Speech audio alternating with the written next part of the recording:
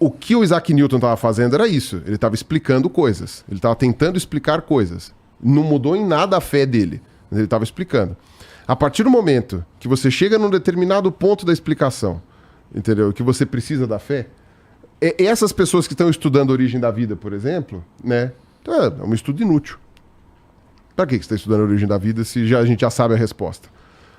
Então, por isso que essa explicação obrigatoriamente não é científica. Mesmo que ela esteja correta. E essa é que é a questão, entendeu? Eu não estou aqui dizendo que Deus não existe. Não estou falando que a partir do momento que você põe esse postulado, deixa de ser ciência. A ciência para de funcionar. Ela vira outra coisa.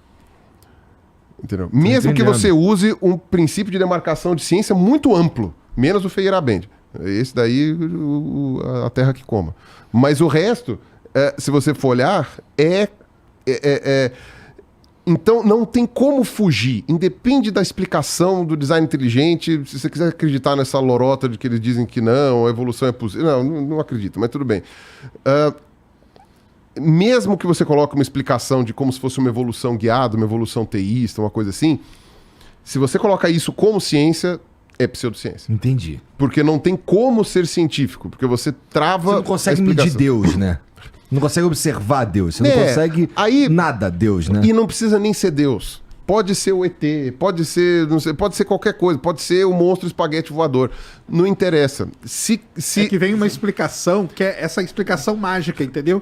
Exato. Chega um momento que o cara fala, ele tira a carta, sabe? Ele tira a carta aqui do poder. Já vi essa da carta aí. A dos ETs também é pseudociência. Também é uma pseudociência tanto quanto. E é possível que os ETs existam. Entende? Vamos pegar os ETs, é um bom exemplo por causa disso, porque os ETs não quebram o princípio de materialismo da ciência.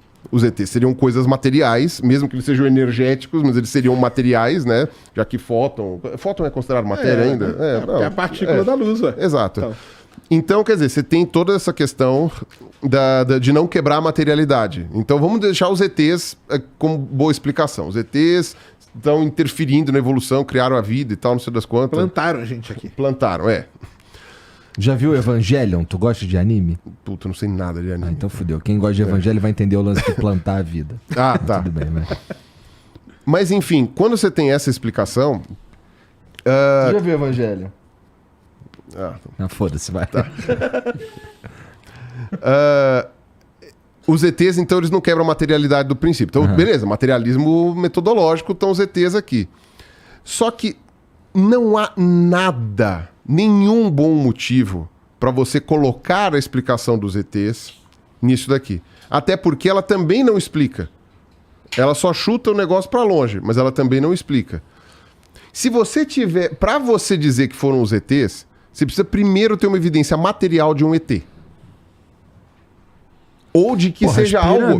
Por exemplo, as pirâmides não existem, né, cara? É verdade, são hologramas. É um estúdio, um chroma key gigante. Quer um exemplo? Por exemplo, uma coisa Sabia que tem gente que acredita nas pirâmides? É verdade. Eu sei, eu já falei com alguns. Por exemplo, a queda do asteroide lá de Chicxulub, lá no México. Quando os Álvares, né, que foi o pai e filho que estavam estudando lá, perceberam que tinha sido uma queda de asteroide, eles não sabiam que tinha sido Chicxulub, mas eles estavam observando ao redor do planeta camadas muito específicas que eram muito ricas no material irídio. Né? O irídio é um material que ele existe bastante aqui na Terra, só que no centro da Terra, né? No manto e tal. Ele não tem muito na crosta. Porque o que acontece? O irídio ele é muito pesado e ele se atrai com o ferro. Então, quando a Terra era líquida ainda, né, o irídio todo que estava por aqui, ele foi lá para dentro. Então, a crosta, quando secou, não tinha mais irídio nenhum. Então, praticamente todo o irídio que a gente tem na Terra, ele vem de fora. Ele vem de meteoritos, vem de asteroides, enfim, corpos que caem, né, aqui. E especialmente se forem férricos, né? Se forem ferrosos. Ferrosos. E aí, quando eles encontraram essa camada, eles falaram assim, cara, isso daqui não é daqui, isso aqui veio de fora. E mostrou-se correto anos depois, né? O pessoal estava desacreditando dos Álvares porque eles não tinham uma camada uma camada, não tinha uma cratera, até que os caras lá da Pemex lá acharam lá, né? Foram fazer lá no México lá, e aí os caras acharam. Mas, ou seja, proposta, hipótese, e depois um teste que foi encontrado, né? Que é uma ciência histórica, então você tem que procurar. Né? A sorte é que, né, o pessoal que explora petróleo faz isso com frequência, com um fim, mas acaba encontrando outras coisas, né? Mas aí, quando você vê essa explicação, você dizer que veio de fora da Terra, o pessoal tava, né? A explicação veio de fora da Terra, é muito fácil isso. Quando você teve a evidência, beleza. Então, a hipótese dos ETs para criarem a vida, você tem que ter uma camada de irídio aí. Você tem que provar que os ETs vieram para cá de algum jeito. Entendi. Porque senão é uma hipótese tirada da bunda. É uma hipótese tirada da bunda. Que pode até ser verdade. Exato. Pode ser verdade, mas você não pode afirmar uma merda dessa. Porque se você afirma uma merda dessa, então tá bom, então a gente já respondeu. Não precisa explicar a origem da vida, não. Vieram os ETs e pronto, respondeu. Plantaram a gente aqui, tamo aí. E veja, eu não estou nem saindo do materialismo metodológico, porque os ETs seriam materiais. Então é irrelevante se isso aqui é Deus, se isso aqui é um monstro espaguete voador, se isso daqui é uma chinforínfola, entendeu? É completamente irrelevante. O importante não é ciência, porque você parte de uma explicação mágica com zero evidências materiais. O Iago me perguntou lá no Vilela se e Deus nunca poderia ser ciência? Eu falei assim, pode, se ele virar matéria. Se Deus se materializar, a partir daquele momento ele pode ser mensurado, pesado, medido, estudado, colocado. Jesus não serve? Então... Cadê Jesus? Voltou pra lá, pô. Não, então, tá. Daqui a pouco ele volta aí, pô. Então, tá. Então aí quando ele voltar, a gente estuda, entendeu? Aí que vai isso daí. Eu não tenho Henrique Cristo? Aí assim, se ele morrer e voltar depois de 3 dias, aí acabou, tá né, bom. cara? Aí então acabou, aí é verdade. Já pensou, cara? Voltei, né? Tipo, mas de novo, eu não estou dizendo que não existe, entendeu? Eu sou ateu, pra mim não existe. Poderia depois, se quiser abrir sobre esse assunto, eu posso explicar porque que eu acho que não existe. Mas eu não estou dizendo que não há um criador, um designer. Até que a evolução não foi guiada. Pode ser. Eu até falei isso no Vilela. Pode ser. Que a gente esteja errado nos nossos cálculos, tal, uma coisa assim. Pouco provável. Mas quem quiser acreditar, consegue precisa encaixar. Necessariamente estar errado nos cálculos para que existam mais evolução. Exatamente. Não. Você poderia colocar ali. Fica indetectável. Mas também não quer dizer que não existe. Não é porque está indetectável que não existe.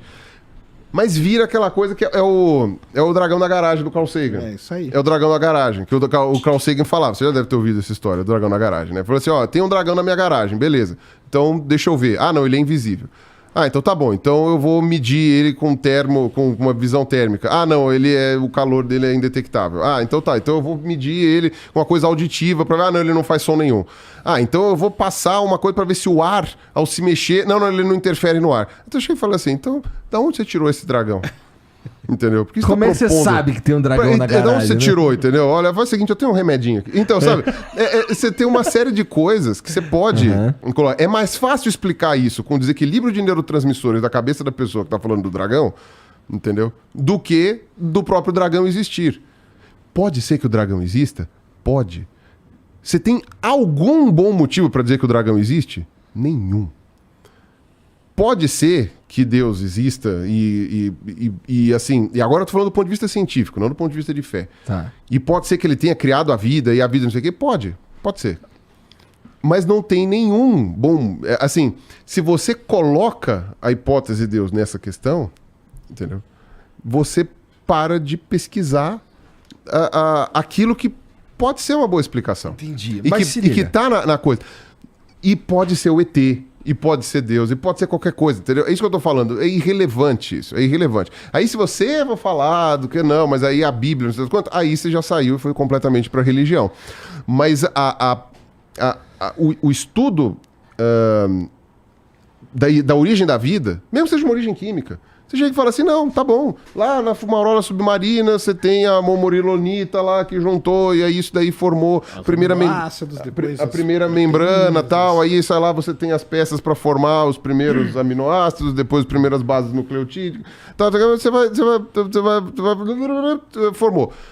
Você chega e fala, tá bom, ok, formou, tem uma explicação material, do mesmo jeito que o Newton descreveu a gravitação universal. O Newton descreveu a gravitação universal muito bem. Foi corrigido depois até, né?